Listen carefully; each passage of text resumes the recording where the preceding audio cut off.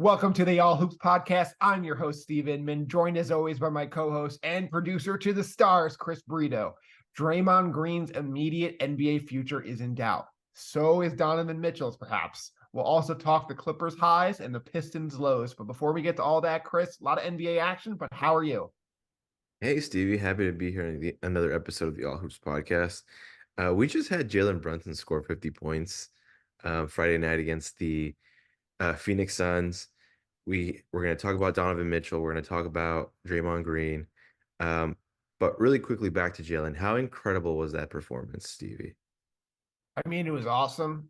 He was doing everything. He was getting other guys involved. He had a couple of plays where he had this one play where he just like stole the ball off a big, had an easy layup dunk the other end, and then sees Randall hustling down with him on a 2-on-0, and just dishes the ball off to Randall. Like that could have been more points for Brunson, and just like his unselfishness allowed him, in my opinion, to get those points because like they're not playing him tight because he could drive past you and kick it to somebody. He could kick it to somebody. He just was so amazing in that game. Obviously, the shooting is what we'll remember. 9 of 9 from three, the first Knick to do that since Latrell Sprewell in 2003. Chris, I mean, this is the best Knick since Carmelo in his first couple years with the Knicks. It's been amazing. He should be an all-star for sure. You can make a very strong case for all NBA. It'll be fascinating to see how all NBA plays out because there's so many amazing guards in this league. But now all NBA for the first time is positionless. So in theory, you could put 3 guards on an all third team. And I think because of that, that's going to help Brunson's case for all NBA while Mhm. maybe hurting a guy like Julius Randle's. Yeah. Um, I don't know about all NBA, but I will say Jalen Brunson is like definitely at least an all-star in the Eastern Conference. Uh, But like you're saying, like the Knicks are in like this weird place where they're like not good enough, but also not bad enough. But then there are nights like Friday night against the Suns where you sort of think that if Jalen is maybe 20, a little like 10% less than this, like we have a chance every night. And that's how it sometimes feels generally with these Knicks. Like you at least have a chance to beat them. I'm glad we beat a good team for a change. And really quickly before we start going into the other topics, the Knicks are in the middle of a West Coast Yeah. swing. They face the Clippers on Saturday night, and then they face the Lakers Monday night, and then the Nets um, on the way back home. Yeah. They are 1-1 right now. What would make this trip successful for you? To me, this what makes his trip successful is everyone stays healthy and you don't lose the last 3. If you win one of those 2 against the Clippers and the Lakers, that's to me a big win. Obviously, then you go home or not home, but you're in Brooklyn to play the Nets. That would be a game I would like to win. So if you can go 2-1 and be very happy, 1-2 you're fine. 0-3 it's not ideal. But again, long regular season to go. They already got a big win that they should have gotten. I want to push back on the Brunson All NBA thing. Have you looked at these numbers? He's averaging 25.6 points a game, 6 assists, 46% from 3. You know, overall, this his PR is over 20 now. This is a guy who's playing at an elite level. He's definitely an all-star if the voting was today. I think if the voting was today for all NBA, he's in there too. This has been an unbelievable start to the season. He's having the best start to a season a Knicks guard has ever had since Clyde Frazier, and that was now 50 years ago. So, just I just really wanted to take a moment and just appreciate what Brunson's done because we always talk about like, oh, let's trade for that star, let's trade for this star. We got a star who just was willing to come here out of free agency that had a very limited market for whatever reason and wanted to be here. And the Knicks deserve a ton of credit for bringing him in. He deserves a ton of credit for betting on himself. You know, he could have stayed in Dallas. He could have signed a 4-year, $53 million deal, 6 months before his free agency. And as a guy who was a second round pick, that's life changing money. No tax in Texas. I was his parent or something like that, I probably would have said, let's get the financial security. Obviously, we think you could make a little more. I didn't think he'd make double. And then I think that the most shocking part about making double is he's been well worth every penny and then some. Yeah. And one of the funniest things I was looking at Nick's Twitter after the win was that he is severely underpaid. And that It's was crazy. He is though. the He best is. contract in the NBA right now. I mean, it's unreal. I mean, I don't know about that. There are guys. I mean, obviously, you have the rookie contract guys, for sure. But in terms of guys on that Like first extension, this is one of the better ones.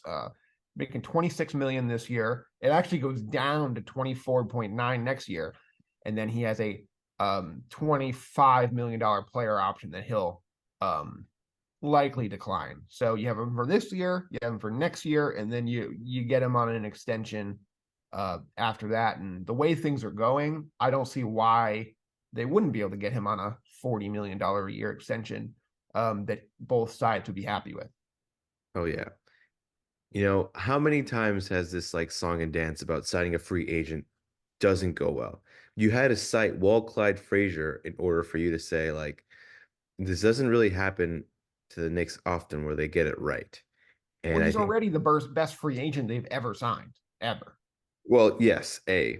And then B, he just so happens to be like carries himself with such poise. He's everything that you want in a player. And I think I just can't get enough of it. And I kind of bashed Thibodeau a little for the playing the guys too late and blowouts kind of thing, right? You saw him in Boston, they're down 15-20 with 4 minutes to go, and he gets injured. And I'm like, well, this is a disaster. And he comes back, he puts up this, he's got 47 points with like 2.5 minutes to go, and he's 8 of 8 from three, and you're like, I wish he had a little more time. They call the timeout. I'm thinking they're taking everybody out. It would have been cool to see him get 50. They leave him in. They leave the whole starters in. And that's the power of Thibodeau now. Now it works in our favor to get this really cool accomplishment. He launches a three. Of course it goes in. He's 9 of 9 from three. He gets the 50 point, and then they take him out. So I thought that was a really cool moment. Good job by Tibbs there. He is who he is. And this time I thought it resulted in a really cool special moment. Yeah, it was perfect all around. I'm glad it happened in Phoenix against a team that beat us at the buzzer a few weeks ago. Anyway, on the other side of the spectrum, um, kind of, there's Draymond Green. And Draymond Green helped the Warriors win multiple championships. Draymond Green was a very integral player to their success in the past. Um, Now, he has been involved in some incidents this year on the court where he's hurt other players, like most recently against the Suns is Justif Nurkic. And it was a bizarre play. He says that he was like, I guess, falling down or like the momentum, whatever. It wasn't really that apologetic. Um, but he was suspended by the NBA indefinitely. So we could look at it this multiple ways. A lot of the conversation has been like, oh, the NBA is sort of doing it player first. Maybe there's something going on with him that we don't know about. And then there's like another line of thinking, and like, you really can't have that in the NBA where you have someone who just like gives into these impulses and could like injure a player. I feel like the NBA As injured players. has injured players, you're right. As injured players. He has also cost the Warriors in NBA finals and potentially like a championship run last year when he hurt his own player, Jordan Poole. Um, all right, so many different threads. Where do you fall with it? Do you think the indefinite suspension was the right way to go? And B, do you think the Warriors are done? Those are two really great questions. I think the NBA got it right with the indefinite suspension because it sounds like from talking to Steve Kerr, his comments, he's kind of like, this has to change. So if the Warriors are not sticking up for him and saying, no, like this is a one-time thing, it was an accident, they're saying this needs to change. So if everyone is telling him this needs to change, then what's the best way to do that? And the best way to do that is what they did, with Kyrie Irving, his suspension, the John Morant suspension, and saying, hey, you need to clear these barometers to get back on the court. Does that mean these guys are going to change and he's going to be way less aggressive? There's not going to be any more incidents? No, but they have to try. They have to try this thing, especially if I'm the Warriors and I'm saying, we can't count on you to play because he's just never around. He's never around. Like, it's been so many suspensions now, and he is making he's on a 4-year, $100 million deal that he just started a couple months ago. Got 3 years and $78 million after this season. He's 34 years old. This is rough. This is really bad. And for that reason, I think the Warriors are done. I mean, I think Clay is not an impact player anymore. They're also in a very difficult position where he's like, I deserve to be paid a new $30-40 million a year deal based on my accolades. I've taken less money in the past. I should be rewarded for that. They're at an all-time NBA, luxury tax threshold. Andrew Wiggins has kind of gone back to being Minnesota Andrew Wiggins. What do you do there? You just paid him. All these young players you brought in, whether it's Wiseman, who you traded, Kuminga, Moody, none of them look like impact players either. And these were all lottery picks. And so you haven't drafted well. You have Draymond's situation blowing up after you just paid him. You have to figure out what to do with Clay. You can't replace Clay financially. It's a mess. And it sucks because Steph Curry is still a superstar, right? But Steph Curry can't be relied on to put up 40 a game. And even if he was, you're missing Draymond's defense. You're missing Draymond on offense. That Steph Draymond pick and roll is unreal. It can't be stopped. And now, what are you going to do now? You're kind of just hoping that Steph can just hit 8 threes every game. And it's just not sustainable. No, you're right. It's not sustainable. And I think the saddest part is that you sort of miss out on giving Curry another chance for a finals run, unless he gets traded, which I don't think he's going to ever get traded. And there's really nothing you could do about Clay. Or, like, here's the thing though, with players who take less money, there's always that risk in that your franchise may not pay you back or give you the love back. Also, don't agree he's been underpaid. Like, he signed a 5-year max after tearing the ACL in the finals, and he barely played the last few years. Like, is that really underpaid? But that's the talk, and that's the conversation around Clay. That first deal was underpaid. I've deferred shots to Steph. I could have had my own team, and now they're old. And I don't really see where the young player, like, unless Moody takes a huge step forward, or now Kuminga, who's really got his first huge opportunity he's ever had in Golden State. Can he put up numbers? If he can be good, maybe they can flip Kuminga, Moody, and something for a player. I don't know who that player is. Chris Paul has shown that he's old. Like, this has been really the first year where Chris Paul doesn't really look like a scorer. It's tough. Like Klay Thompson, just like 16 a game, 40% from the floor. He's still shooting it well from 3. 36% is average. He's still average from 3, but he doesn't play any defense anymore.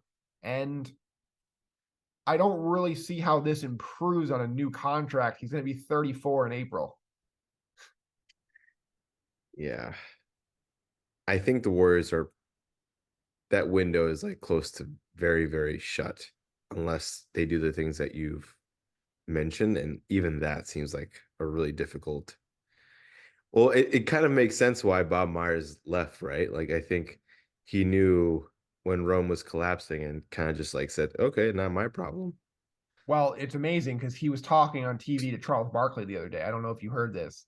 And Charles Barkley just said, hey, just amazing job getting off that sinking ship. And he was like, hey, I got a lot of friends who work there. And Charles said, well, you'll see them very soon. So it's, this is a disaster. It's really bad. And the only reason why I wouldn't completely shut the door is we shut the door 2 years ago, and then they ended up winning the NBA Finals. So Well, I don't think we shut the we door. shut the door because Draymond was looking old, Clay was hurt, uh, Wiggins was inconsistent, and then Wiggins took a new level. Clay came back and was solid. Draymond came back and was better than solid, and You could Steph argue continued to be that Steph. you could argue that Wiggins was like He was the the best player. He second best was. player of that finals run. Yeah, But like, I don't know what happened with Wiggins last year. Obviously, there was some stuff off the court. he never explained that, right? Never explained it. There's been rumors. We don't really know, but he's averaging 12 points a game on 41% from the floor, 26% from three after a career high last year, nearly 40%. It's been rough, and I don't really see how this team improves. Like I just don't get it. And it's crazy to think, they traded Jordan Poole, right? And Jordan Poole's been a disaster in Washington. Like that looks already like a contract they're gonna have to give up assets to get rid of. And things could be worse. Like they could have been worse if they kept him around too. So it's just crazy to think where this team is. And I don't really see how they can pull this thing out because it's not like they're gonna trade Clay. Mm-mm. Like if that big player comes available, it's not like they're going to use Clay's money to trade a salary dump. Like they're not going to move on from Clay. So I don't like in terms of a trade. So I don't really see how they can improve the team unless they're going to trade Wiggins' money, and they kind of need Wiggins to bounce back. So I just don't see it this year. Doesn't mean they can't find a way to come back in future, but I just don't see it this season. Yeah, yeah. I mean, there's a lot of like big things involved with the Warriors in the future, and it's tough. But just to switch gears a little bit on in regard to future, and another team that's potentially in trouble, the Cavaliers. The Cavaliers have two players who are going to be injured who are going to be out for an extended period of time. They have Garland, who I think I forget what injury is, but he's going to be out for a few weeks. Fractured his jaw. Fractured jaw. What are the chances? And And Mobley's getting knee surgery. He's out 2 months. Arthroscopic yeah, yes. So anyway, I think it begs the question now, like, what do the Cavaliers do? I think the moment they hit a losing streak, I think they're gonna look to trade Donovan Mitchell. Um, and obviously the Knicks are gonna be one of the suitors. I think probably the Nets and the Heat are also will be as well. Where do you fall on this getting Donovan Mitchell now? Do you think the Knicks should just wait till the off season? What do you think? It's a really tough question because what is the price for Donovan Mitchell? If you had to ask me right now, I would assume the price for Donovan Mitchell is pretty much what the Cavaliers gave up to get him, which is multiple first round picks and Hmm. a couple of interesting young players. The issue is Quickly doesn't make any money. Grimes doesn't make any money. So what are you packaging to get Mitchell? It's It's probably going to be Barrett. Fournier and Barrett. Yeah. So like, and I don't want to trade Barrett. And all of a sudden, if you go without Barrett and you're a Brunson Mitchell a backcourt, that's probably one of the better backcourts offensively in the entire NBA. But I think it's very similar to what has been going on with Cleveland, which is they're Jordan Shed. undersized back there, and you are missing a three who can guard wings and be a spot up shooter. And you're really relying on Hart, DiVincenzo, and Grimes, who are all really shooting guards, to play up. And I just think it creates a new hole. So if the Knicks can find a way to get this done without trading Barrett, even if it costs multiple first round picks more, I think it's worth it. If I'm the Cavs, I'm going to hold on to him. I don't think it really makes sense to move him now because everyone knows you're desperate. See how this plays out. Maybe Mitchell, in theory, could carry you for a month or two until these guys come back. He's done it before. Could he average 32 a game for a month and get them to a slightly above 500 record? Absolutely. Like they still have Jared Allen there. I don't hate this bench with guys like Struess, who are now not on the bench, right, with the injuries. It's a really tough decision. I think it's pretty clear at this point that he's not really interested in signing long term there. Uh, does does him it's not the same situation as the Carmelo thing a couple 10 years ago, because Carmelo is openly saying I'm going to New York. Whereas Mitchell, if he gets traded to Miami, I would be very surprised if he didn't resign there. If he gets traded to Brooklyn, I would be very surprised if he didn't resign there. So like somebody's gonna have to go get him. And I think the Knicks, I think the Nets, I think Miami, and I would say probably the sleeper in all this is the Oklahoma City Thunder, because they look ahead of schedule. I know you're rolling your eyes at me. That's okay. That's okay. The Oklahoma City Thunder are a top 4 seed right now. They have an elite top 7 player in SGA. There's questions about what's going on with Giddey. Shooting wise, he's been bad. Off the field, it sounds like it's been bad. Could you go get a new guard? Can you go bring in a new guy? They have more assets to trade than the Knicks, than the Nets, than the Heat, probably combined. So if they want to win that bidding war, they could win that bidding war without really breaking a sweat.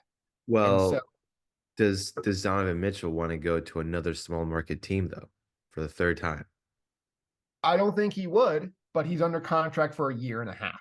And in theory, if they can make a long playoff run this year, and Mhm. then a longer playoff run next year when they all get acclimated, maybe they bring in another guy, a SGA, Chet, Dort, But in Mitchell. theory, why would I mean, I know Donovan Mitchell wouldn't necessarily have a choice, but why would Donovan Mitchell want to stay in a conference that's tougher in another small market?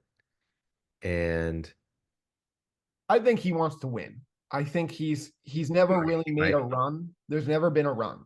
Cleveland, he had a really nice 50-win season. They got bounced by the Knicks in the first round. Utah, first or second round every year.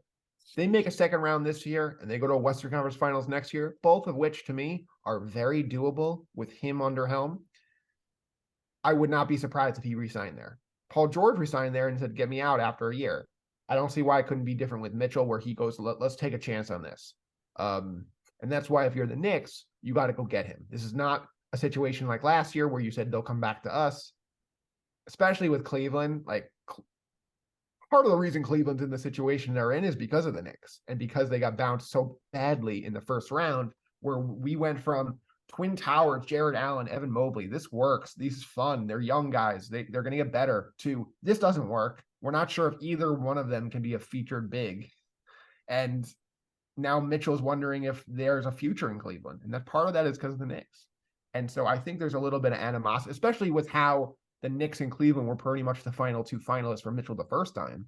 I think there's a little animosity there. And I would not be surprised if the Knicks needed to have the best offer to go get Donovan Mitchell. It's not going to be we're going to let Donovan kind of pick his spot like the Harden situation or the Ben Simmons situation or the Harden situation again.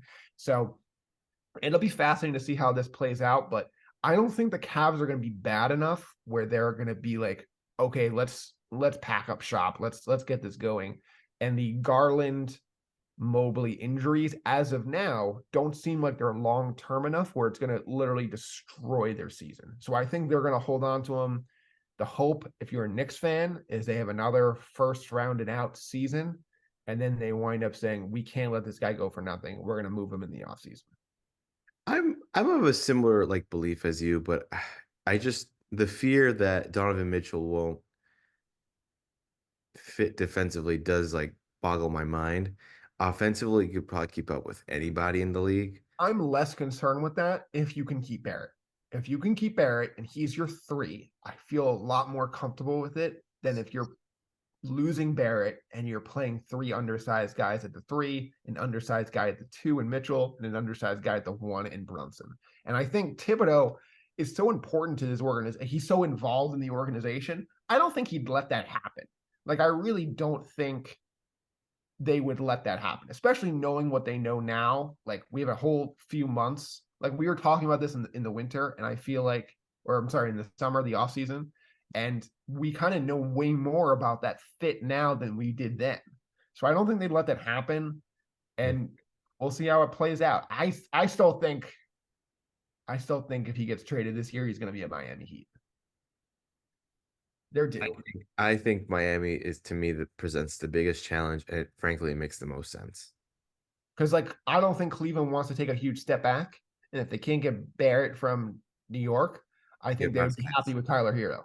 Oh, Tyler Hero. I And thought then Tyler Hero is an upgrade for Miami. I'm sorry, Mitchell's an upgrade over Hero in Miami. If you're Cleveland, you still get a guy in Hero who doesn't make you take a huge step back. They can use more shooting. They're going to yeah. get more picks out of it. They can use those picks to go convince themselves they can go find a three somewhere. I think that's probably the one I'd be nervous about. I think you probably have to ask for Vasquez too, no? Yeah, and you probably get him. Yeah, I would do that in a heartbeat. Jaime Jaquez, he's good. He's going to make all rookie first team if right now. He's that good. It's crazy. And like I was Miami looking Heat. at high school highlights of him. He's an amazing dunker too. Go look at him at UCLA. He helped carry them to the Final Four 2 years ago. And then last year he had a kind of a down year. He was injured. He falls to Yeah, like 17 in the draft. You're like, he's an older college player. What are you going to do with that? One of the more productive guys in the league as a rookie. straight up buckets. All right, Chris. Some good stuff there. Obviously, we both hope Donovan Mitchell comes to New York, but there could be many teams involved. Anything else you have for the show? Let's get to our final thoughts. Now let's get to the final thoughts, Stevie. Yeah. So I would say here the Detroit Pistons, they lost 22 in a row, including a really bad loss to the Sixers, where they lost by 32 on Friday night. They were 2-1, Chris. And then they lost 22 straight. They have Monty Williams making the most money of any NBA coach. They won't play Jaden Ivey. I don't really understand why. His numbers look up from last year in limited minutes. They've lost 22 in a row, and you're not playing your last year top 5 pick who looks good in flashes. So I don't really understand what's happening there. Chris, I got their schedule up. Okay. So Saturday night, they're in Milwaukee. Monday at Atlanta. Then they're home for the Jazz. In Brooklyn. Then it's a home and home with Brooklyn. Then they have in Boston and then home for the Raptors at Houston, at Utah. That rounds out the year. When does this losing streak end? Keep in mind the all-time losing streak, Chris, is 26 in a row, tied by two teams, the 2010-11 Cavs and the 2013-14 Philadelphia 76ers, when tanking became a word in the dictionary. So, Chris, when does the streak end? Do they break the record? 4 away. Uh, I think they'll probably sneak a win either against the Hawks or against the Pistons coming up. I, I think what you usually see is that these teams try extra hard to not be part of history in that way. So I'm pretty confident they'll get a win out of those two teams. And if not, then there's no hope. Yeah, see, I'm rooting for history. I think it's fun. Not for them, obviously, but Not for maybe not that. for them. It's fun for us. But I'm gonna say they're gonna get that win during that home and home with the Nets. I think they're on the road for the first one, home for the second one. So in theory, if they win the second one, they would tie the record at 26 in a row, not break it. And I think right now, if you ask them, they would sign up for that right now. I think they can beat the Jazz. They could. The Hawks are also like not playing so well recently, and like I feel like I could totally see the Hawks losing against the Pistons, and then the Hawks will have a come to Jesus moment where like, what do we do with this franchise? So actually, I'm rooting for that more than anything else. The Hawks are just so ugly to watch. It's your turn, my turn with DeJounte Murray and Trae Young. It's been 2 years, two coaches, and they still have no idea how to play together.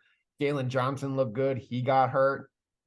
The John Collins thing, they gave up on him, and it looks like they were right to do that, but they also don't look better without him. They have the two centers, Okongwu and Capella, and you probably should be playing more Okongwu at this point because he's the young lottery pick who looks good, and they just paid Capella, so they're not doing that, and it's just a mess of a roster. There's a lot of talent here, and it just does none of it fits. We all know it doesn't fit. They know it doesn't fit, and they don't seem to want to blow it up.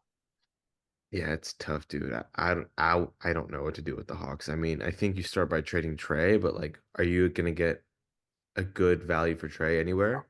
no. I guess DeJounte Murray is the next step, And they just paid him. and they just paid him. And they just paid him.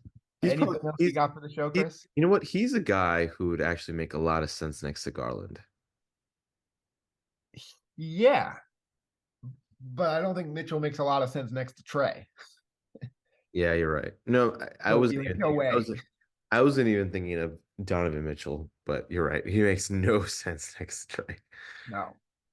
Yeah. I mean, it'll be interesting to see how the Mitchell stuff plays out. I don't think there's going to be a move, but these things happen quickly in the NBA, as we very well know. It's a drama-filled league, and we love every moment of it. So, Uh-huh. anything else you got, Chris?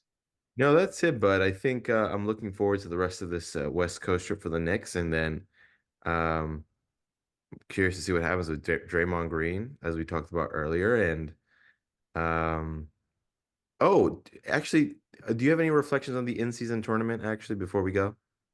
I mean, the Lakers have shown that they can be an elite team when they need to be. They looked great during this whole tournament run. They beat the Pacers in a very fun, competitive second half. I don't like people criticizing them for celebrating the in-season tournament. Why wouldn't you celebrate the in-season tournament? You just made 500 grand.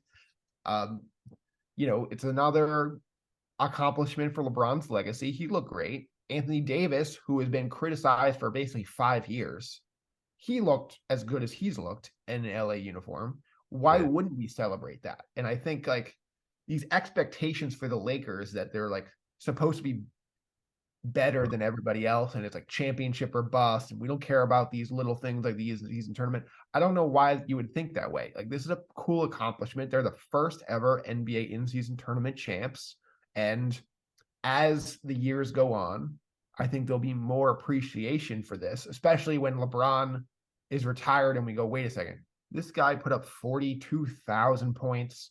He won 4 rings on 3 different teams, and he won the first ever in season tournament. And I think that'll be part of that legacy. I really do. You know what's the other thing that bugs me about like the people who are criticizing it? Like it's actually a really good thing that the Lakers were the first ones to win it Exactly. because Yeah. it gives it a certain allure to it. If like the Pacers won, it's like, I mean, I hate to say it, but who kind of cares? It would be more like good for them kind of thing, where, and like, they should celebrate it because Whereas of the Pacers like the Lakers do it, it gives it a little bit more like mystique, validity. Yeah. validity. Yeah, validity. Um, I really loved it. I think I had a really good time watching that game in particular. I thought Halliburton was incredible. Um, I felt like the crowd wasn't there, but like it was fine. Crowd wasn't there. Um, I would want to see this again. I would want the another in-season tournament again. Um, I yeah, just think it was tough with the double header in the second in the semifinals, right? You have one game at 2 o'clock Las Vegas time, one's at 5:30. You don't know who's playing in it. It's tough to get people invested, get people to go to the game, fly to Vegas, pay a lot of money for tickets. Um, it seems like that Bucks Pacers semifinal game, you could hear literally everything that Willie they were saying during the game, and I was like, what's going on with this? Is it like they're giving like mic'd up things? No, just there's nobody in the in the arena. And yeah, then the second game with the Lakers Pelicans felt more lively because it was a Laker one, and everyone's like, oh, we'll just take a quick flight to Vegas, but it still wasn't packed. It still wasn't a big crowd. And I think as the years go on, they'll figure out a way to make the schedule more condensed, like we talked about a couple weeks ago. And that way, everyone kind of knows, okay, here's when the games are. We should go, that kind of like maybe we'll go one of these times. It'll be fun. should they make an East Coast location and a West Coast location, or I should like the Vegas thing. I think as long as Vegas doesn't have an NBA team, they'll keep it in Vegas. And then 2030, when we have a Las Vegas team headlined by LeBron Las Vegas James, owner, Cards? player, Yeah, hopefully player owner, but it'll probably be just owner at that point. Uh, then you'll probably make a new location, maybe a new market you want to test. Maybe New Mexico, something along those lines. They're they have the G League team there, and they seem to be wanting to test that market. Maybe that's a place you can make a new NBA hub when Vegas has their own team. True. Uh, just wanted in closing to mention the Clippers, who have a 6-game winning streak. So They could be back. James they Harden could be looking good back, as a and they're point guard. gonna play against the Knicks next. So uh, Absolutely. So that's going to do it for us. Thank you so much, Chris. Thank you to our thank watchers you, on Steve. YouTube. Thank you to our listeners on Spotify and Apple. We'll be back next week to talk more NBA action. Bye, everyone.